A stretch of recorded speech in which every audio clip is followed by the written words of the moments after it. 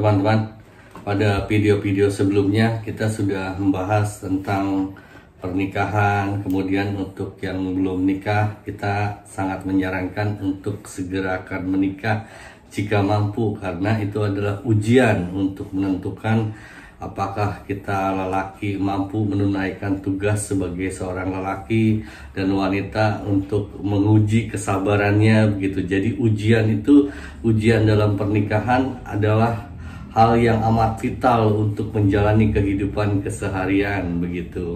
Kemudian untuk yang sudah menikah, bagaimana caranya kita supaya bisa lebih mesra antar suami istri begitu kan. Intinya kalau laki itu ditanggung jawabnya, kalau di wanita itu di kesetiaannya. Dan kalau saya sendiri sih, saya udah sampaikan ke teman-teman, kalau saya secara pribadi saya gak seneng ke cewek yang alim, apalagi so alim itu kan nggak alim tapi pura-pura alim gitu. Yang alim beneran aja kalau saya sih nggak suka. Saya pengennya wanita itu nakal, tapi ke suaminya, nakalnya bukan ke orang lain gitu. Nah, di video ini saya pengen menyampaikan cerita, ada 3 cerita kepada teman-teman. Ini saya peruntukkan untuk teman-teman yang udah punya anak dan udah mulai besar, karena saya juga bertanya ke Om Yan yang di Pennsylvania di Amerika. Beliau udah punya cucu, jadi beliau udah makan asam garam dalam hal kehidupan. Beliau udah keliling dunia, ke Eropa, ke Amerika, ke Prancis, dan sekarang tinggal di Amerika. Teman-teman juga bisa bertanya ke beliau, dan ada di channelnya saya tuliskan tuh di situ tuh ya gitu. Jadi kita sharing ini untuk bagaimana caranya kita bisa terus berkembang dalam hidup, sharing pengalaman gitu. Di video ini saya menceritakan cerita teman saya, dan beliau bercerita kepada saya untuk menegaskan kepada saya bahwa kalau ke anak itu jangan suka dipaksa untuk diarahkan sesuai keinginan orang tuanya begitu. Saya yakin beliau tidak berkeberatan untuk cerita ini disampaikan kepada teman-teman demi kebaikan kita semua. Kita mulai ya teman-teman.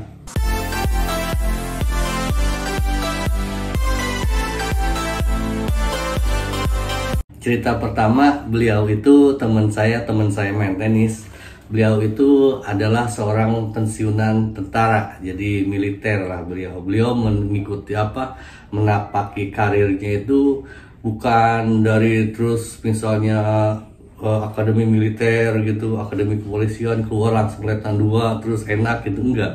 Beliau tuh dari prajurit teman-teman, dari prajurit kemudian jadi kopral, kemudian jadi sersan. Wah, tahapannya itu panjang banget. Dan anak-anaknya dalam proses beliau menjalani karirnya itu, tugas negaranya itu, anak-anaknya diajak ikut pindah. Kalau tentara kan pindah-pindah gitu. Dan anak-anaknya melihat bahwa jadi tentara itu memang penuh perjuangan. Makanya kita amat sangat menghormati para tentara yang udah melindungi kita, masyarakat begitu.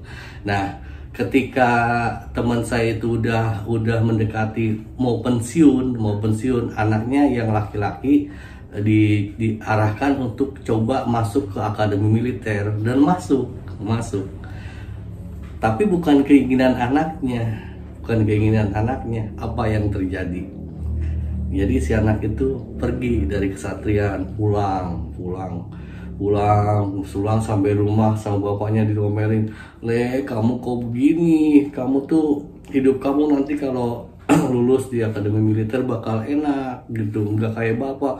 "Enggak Pak, aku nggak mau kayak bapak," kata anaknya gitu. "Aku pengen menjalani keinginan aku sendiri," katanya begitu. Tapi karena orang tuanya berpikiran bahwa ini demi kebaikan anaknya, dipaksalah anaknya untuk pulang, balik lagi ke kesatriannya gitu, di Magelang lah kita sebutkan. Toh kita nggak nyebut nama di sini, tapi kalau teman-teman mau denger ini langsung ke orangnya, misal teman-teman ketemu saya dan beliau tidak berkeberatan untuk ketemu kita, akan saya antar teman-teman untuk ketemu beliau yang menceritakan kepada saya begitu, teman saya itu. Nah, akhirnya si anak itu pulang lagi ke kesatrian. Apa yang terjadi? Itu waktu pulang dari kesatrian dari Bandung naik kereta sampai di Garut. Saya sedih banget dengar cerita si bapak. Sampai ke Garut, si kereta itu relnya lepas, guling gitu. guling. Wah, waktu itu tahun berapa ya, tahun sekitar 96-an mungkin sekitar itu kalau nggak salah. Itu apa tahun di bawah tahun 90 ya. Jadi waktu kecelakaan kereta di Garut aja. Jadi pas itu korbannya banyak. Si bapak itu kaget, anaknya pulang kesatrian malah kecelakaan pulang di kereta. Wah, dia kejar dari Bandung ke Garut. Di sana itu ternyata korban udah banyak banget. Dia cari itu anak ininya. Korban kecelakaan kereta itu udah bergelimpangan, banyak yang udah dibawa di rumah sakit, ada yang masih situ. Akhirnya si bapak cari sana, cari kemari, cari di setiap rumah sakit yang dikirim dari korban kecelakaan kereta. Akhirnya dicari di tumpukan, mohon maaf ya, tumpukan mayat. Dicari, akhirnya ketemu anaknya, dipeluk sama dia. Wah, Allah, anak saya ini, gitu. Anak saya dalam kondisi masih ada napasnya, yang lain tuh udah mati, udah meninggal gitu, masih ada napasnya, dibawa sama dia. Wah, kakinya luka gitu. Akhirnya dibawa sama si bapak berobat gitu, dibawa berobat di Bandung, nggak ada yang sanggup. Akhirnya dibawa ke rumah sakit Pertamina di Jakarta, diarahkan, kemudian di beberapa rumah sakit diarahkan untuk kaki anaknya itu agar diamputasi, karena kalau nggak diamputasi bahaya kayak gitu. Wah, bapaknya makin stres lagi. Dari Jakarta dibawa lagi ke Bandung, arahan lagi ke diamputasi lagi gitu kan. Saking stresnya tuh si bapak sampai narik pistolnya, "Dok, kalau sampai anak saya diamputasi, kamu saya dor," katanya begitu. Wah, si dokter itu udah, ya udah Pak, kalau begitu begini, diarahkan di rumah sakit mana begitu kan. Terus di rumah sakit itu dikasih obat Cina, obat kayak apa gitu kan, sama bapaknya sendiri loh, diurus itu anaknya tuh. Wah, itu lukanya udah parah banget itu. Dia karena saking gak mau si bapak anaknya diamputasi, diobatin, dirawat sama bapaknya, sampai mohon maaf ya, udah ada makhluknya, diurut semua sampai akhirnya kering. Alhamdulillah ini kering gitu, dan gak perlu diamputasi walaupun pincang gitu. Udah gitu ceritakan sekian lama lah, sekian tahun kemudian anaknya nggak mau, udah gak memungkinkan untuk kembali ke sekolah militer. Akhirnya berangkat ke Jogja dan kerja di Jogja. Ya namanya ya anak muda gitu kan, udah sama istrinya, rumahnya biasa begitu kan, katakanlah kayak saya, rumah sangat sederhana, rumah RSS kayak kalau beliau mah rumahnya, membangun rumah itu nggak sekali jadi ya, rumah dulu, yang penting tembok dulu gitu. Kemudian berapa tahun kemudian apanya lagi gitu, bertahap gitu bangun rumahnya. Bapaknya datang sambil ngelamun gitu, ngelihat, "Le, kamu dulu kalau masih lanjut di akademi militer mungkin kamu gak gini hidup kamu," gitu. Anaknya jawab gini, "Ya udahlah Pak, ini kan keinginan saya sendiri," gitu. Nah, si bapak dari dasar itu menceritakan banyak banget ceritanya si bapak itu ke saya.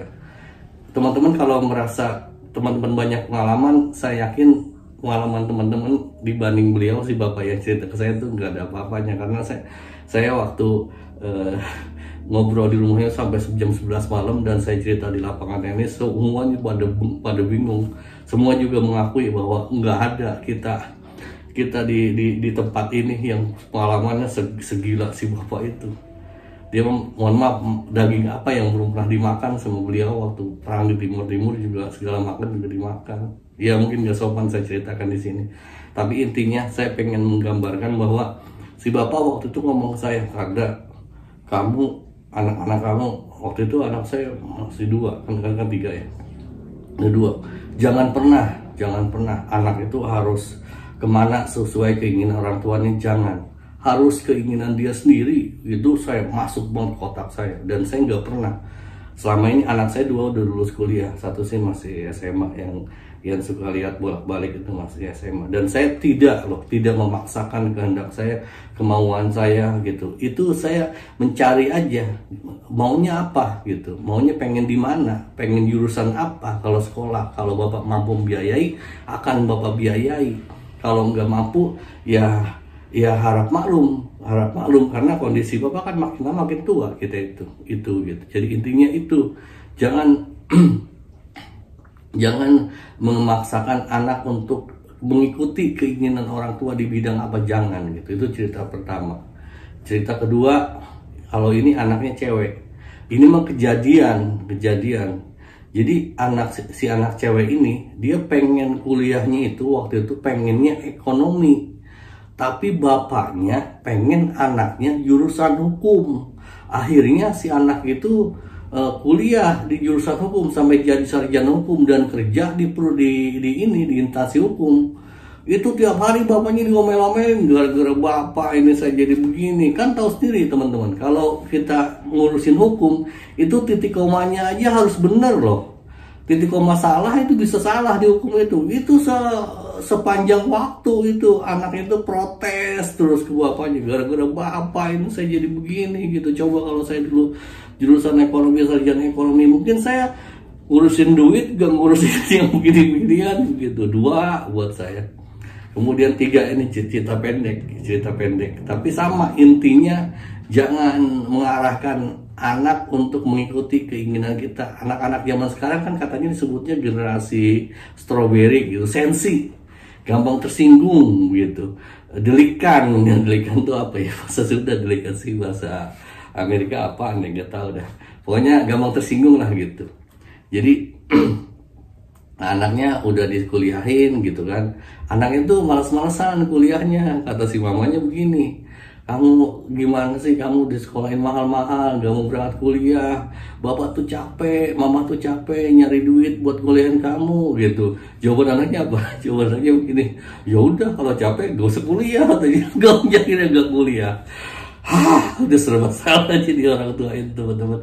Itu tapi intinya ya, saya pengen menegaskan ke teman-teman, jangan suka memaksakan kepada anak harus begini harus begitu. Enggak, anak itu harus lebih baik dari orang tuanya dan menemukan dunianya sendiri begitu. Kayak saya merasakan, saya juga sama almarhum bapak saya menghormati bapak saya begini begitu ya, kesini ke situ. Kata saya, aduh gak mau, masa bapak begitu, begitu, saya begitu, gak mau, saya pengen yang lain begitu. Saya memang mungkin karena saya ngeyelan dari dulu jadi beginilah akibat hidup saya susah. Tapi kalau saya nurut ke orang tua saya, mungkin saya rada bener.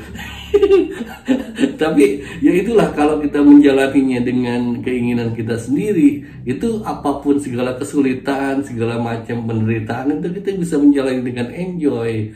Tapi kalau keinginan orang itu enggak gitu loh, kita bawaannya kesel aja gitu.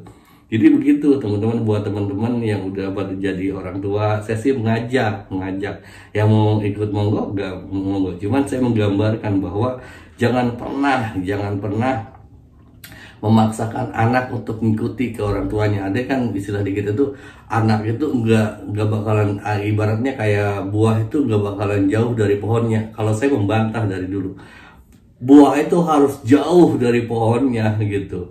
Saya berpikiran bahwa semua anak-anak generasi muda, anak-anak saya termasuk Anda yang masih muda, Anda harus lebih baik dari kami, dari orang-orang tua, dari generasi tua. Kalau saya sih apa sih, cuma nungguin modal doang.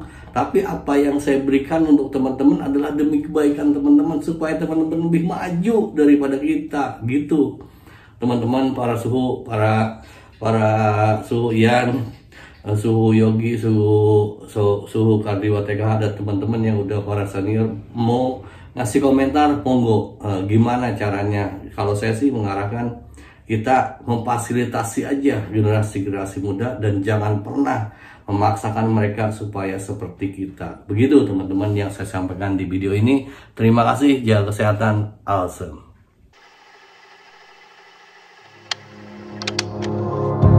Wake up to the sound of thunder, like it was in my ear. Are you gonna wait forever?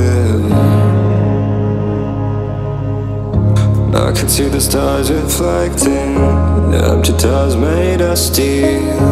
Everything but you is fading. I see your light, take me away from me, beyond the stratosphere.